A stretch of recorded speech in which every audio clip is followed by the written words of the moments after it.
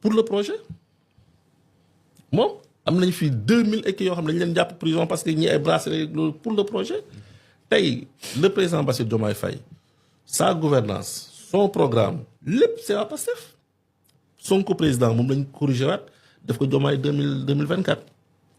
le plan Sénégal 2050 bi c'est le programme de Pastef lañ jël corrigé waat ko et le premier ministre moom moo ko defar lépp ñoo jox ko président donc le projet moom la le président Bassirou Diomaye Faye yor et ce projet là ñun man Pape Madou Ndour depuis 10 ans maa ngi ci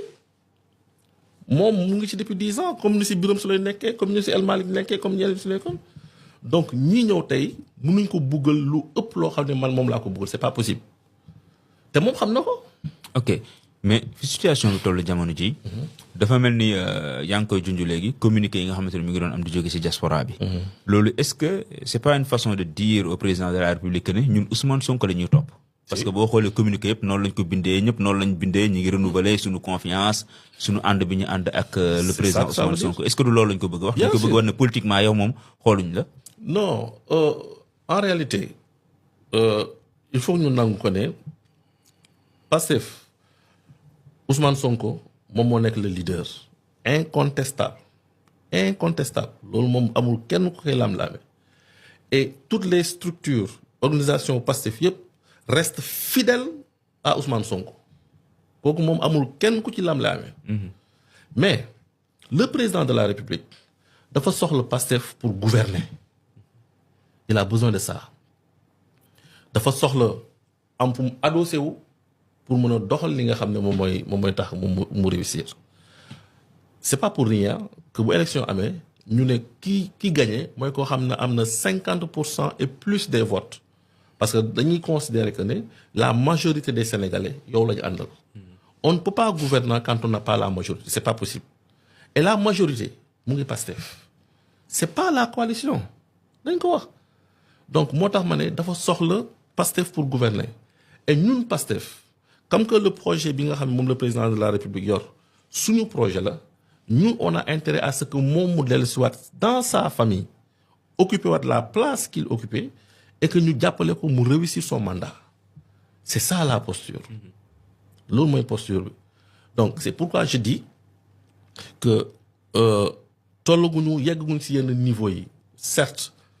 commencement bi jaxasoo woon na trop mais ñun toog nañu waxtaan nañoo kii le bureau politique waxtaan nag le président Ousmane Sonko le bureau politique demandé une audience au président de la République accordé ko. après gis ngeen Ousmane Sonko yéen bureau politique bi. non Ousmane Sonko dañuy gisante moom dañuy waxante moom tout le temps parce que mu may suñu kii même bu ñu ko gisul sax on échange avec lui par texto par message tout le temps donc moom loolu et le président aussi bu wax na président Ousmane Sonko wax na à l'Assemblée il y a pas longtemps barki démb wax na ne tout va bien ñoom ñooy añandoo ñu ngi reerandoo ñu ngi waxtaan. mais loolu ci wàllum état bi la mais politiquement moom. non mais ak politiquement. politiquement mën nañ bañ a bokk yoon loolu la wax. politiquement mën nañ bañ a bokk yoon mais yegguñu foofu. waaw yegguñu foofu xam nga. léegi tey jii. Pastef France. ñoom ñoo gën a ñoom ak États-Unis ñu nekk ci ko Amérique du Nord gis nga fan yi passé Pastef France def nañ benn ndaje. daanaka ñaawlu doxalin bi nga xamante ne ka fay coordonnateur moom la amee. communiqué ba njëkkoon def ñu ne d'accord ci ànduñ ci déjà nga comprendre ne diaspora bi nga xam ne yow yaa ko jiite am na jafe-jafe ci situation bi fi nekk particulièrement Pastef France. non loolu du Pastef France. loolu ñi dajoon du Pastef France. du Pastef France ñoo ñan la. waaw ay Sénégalais yu nekk France ñoo dajale. mais ci parti bi la ñu bokk nag mënoo leen génne ci parti bi. parce que am na ñu fa gis ñoo xam ne ci parti bi la ñu bokk. am nañ seen carte de membre. d'accord Pastef France 22 cellules ñoo ko composé. ñaar fukk ak ñaari cellules ñoo ko composé. ñu organiser événement boobu benn nit la bu bokk ci benn cellule ak ay am di jàmmam ñoo ko organiser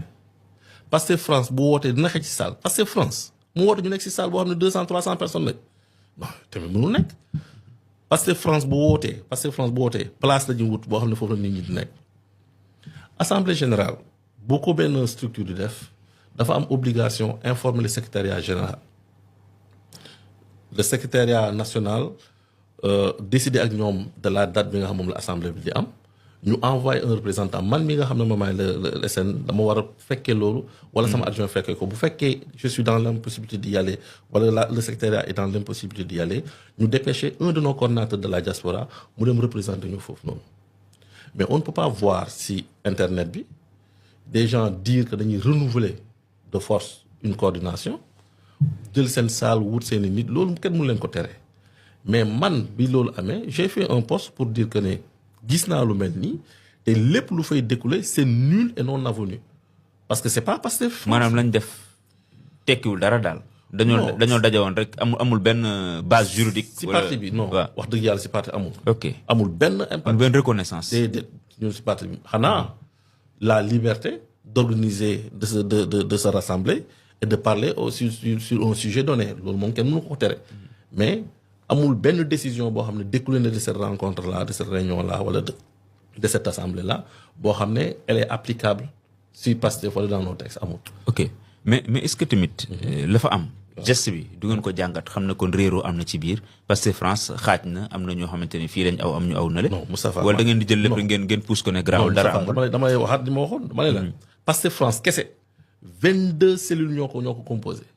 de ces 22 cellules si benn cellule. lañ laaj le responsable mu nekk organiser loolu si cellule la bokk certes mais kenn nit kooku la ak ñeneen ñoo xam ne moom moo fexe nu mu leen ko mais yaa ngi may wax léegi 22 cellules la mais ba tey ci communiqué yi doon am dañoo gis ne bi Pastef France génnee communiqué bi nga xamante ne mu tënk Pastef France yëpp dafa am yeneen cellules yu génn jël la contre-pied seen communiqué boobu waaw mais loolu ça peut arriver ay communiqué yu bëri non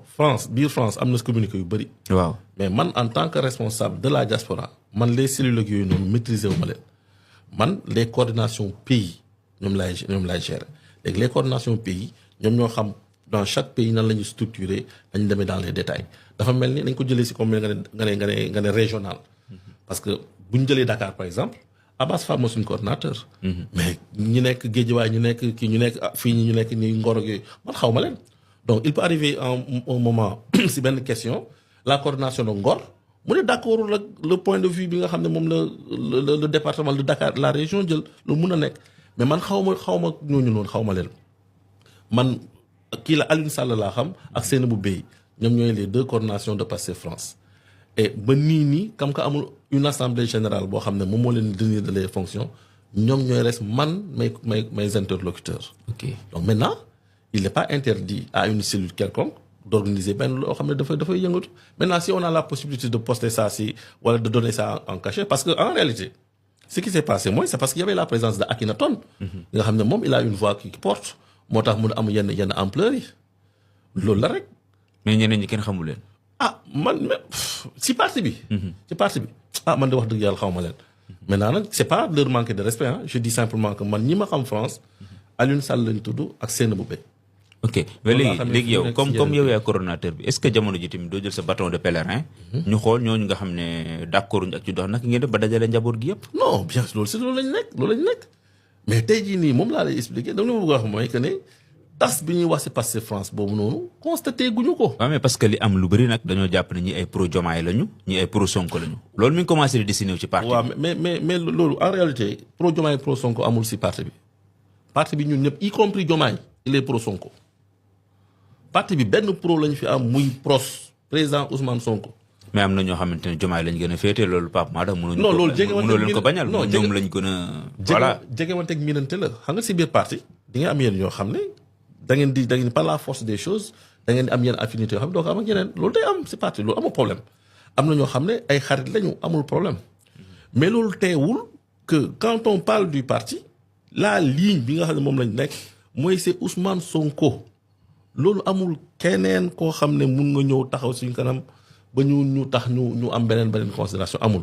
et la ligne directrice du parti le bureau politique moom moo koy définir moom mooy ñaari ñu am notre personne bi nga xam ne moom mooy le parti c'est Ousmane Sonko et on fait tout pour faire de lui le président de la République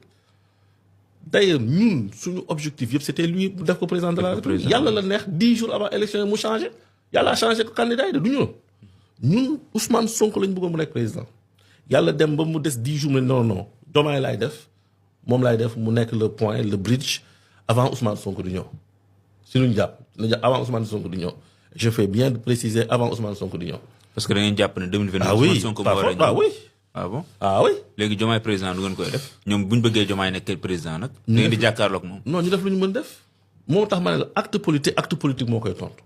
ñun dans le parti Ousmane Sonko mooy suñu candidat 2029 ba Ousmane Sonko si boppam ñëwaat taxaw ne Diomaye laay tegaat ñu ne ko Diomaye la ñuy tegaat. moom ngeen di déglu kon. moom rek la ñuy déglu côté boobu. moom dafa leer nañ amuñ ci benn sikki sàkk. ba tey dañuy des ci diaspora bi Pape Mada Ndour yow la ñu dénk lu jëm ci wàllum diaspora bi alors am na ñu bëri ñu ma doon wax bi ñu lancé affiche émission bi ñu ne ma fan ngeen di toll ci massification yi ak lu jëm ci renouvellement concernant les coordonnateurs parce que am na si ñu bëri ñoo xamante ne nag bañ leen fale leen ci lañ leen gëj gis ñu teg fa seen tànk. loolu benn problème la beneen mbir bi am moo jëm ci député yi jëm ci wàllum diaspora bi am na ñoo xamante ne dañ naan seen député lañ waaye